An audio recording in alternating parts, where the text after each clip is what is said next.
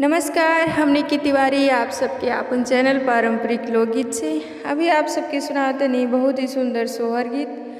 आप सभी गीत सुनी और ये गीत के आपन ढेर सारा प्यार और आशीर्वाद दी।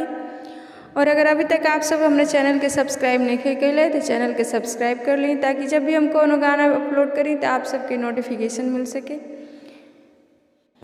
राम के दुई रे बालकवा जंगल में जा नम लिहले हो।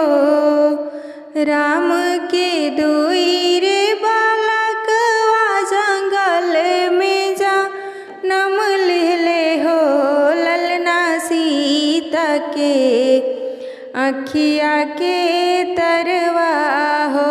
ललना सीता के अखिया के तरवा हो।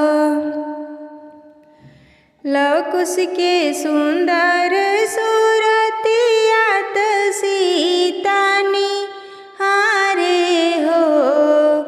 लवकुश के सुंदर सूरतिया सीता निहारे हो।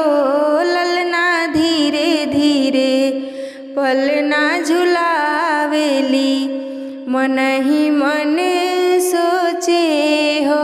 ललना धीरे धीरे पलना झुलावेली मन ही मन सोचे हो। आजू जे होती हम अयोध्या महल जगमगैते हो। ललना ससुर मोरे होती राजा दशरथ हो।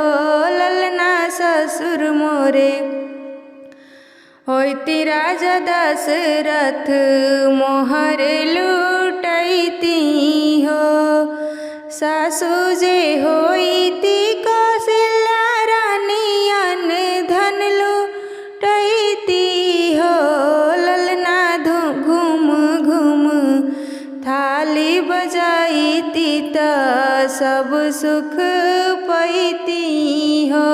ललना सासु मोरे थाली बजाईती त सब सुख पैती।